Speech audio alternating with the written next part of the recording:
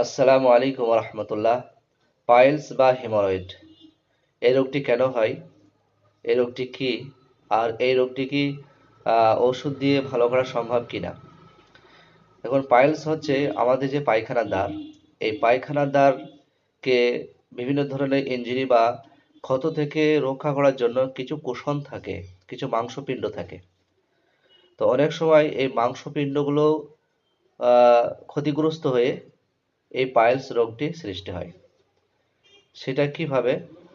যখন কারোর কোষ্ঠকাঠিন্য বা কষা পায়খানা হয়, তো এই কষা পায়খানা হওয়ার দরুন এই যে কুশনগুলো থাকে, মাংসপিণ্ডগুলো থাকে, সেগুলো খুব জোরে এবং চাপের কারণে, ঘর্ষণের কারণে, ঘর্ষণ খেয়ে অনেক সময় কি হয়, ফেটে যায়।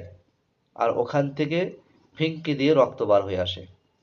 এই জন্য পাইলস রোগীদের একটা লক্ষণ হচ্ছে যে পায়খানা দ্বার দিয়ে রক্ত আসা। অনেকে এসে বলেন যে আমার পায়খানার দ্বার দিয়ে তাজা রক্ত বার হচ্ছে, যেমন মুরগি জবাই করলে যেমন রক্ত বাইর হয়, ঠিক সেরকম তাজা রক্ত বার হচ্ছে। এটা পায়খানা অতিরিক্ত বেগ দেওয়ার কারণে চাপে সেই কুশনগুলো ফেটে গেছে। অনেক সময় হয় কি, যে দীর্ঘদিন যদি এইভাবে কোষ্ঠকাঠিন্য হতে থাকে, পায়খানা ঠিকঠাক না হয়, তাহলে যে কুশনগুলো ওগুলো আস্তে আস্তে মোটা হয়ে ওগুলো বাইরের দিকে চলে আসে, পায়খানা দ্বার থেকে বাইরে চলে আসে। এই জন্য অনেক পেশেন্ট এসে বলেন যে যখন আমরা হয়তো পায়খানা করার পরে পানি ইউজ করি, তখন মানে হাত দিয়ে সেটা অনুভব করা যায় যে ওটা কুশনগুলো বাইরে চলে এসছে, এবং ওটা আস্তে আস্তে বাড়তে থাকে।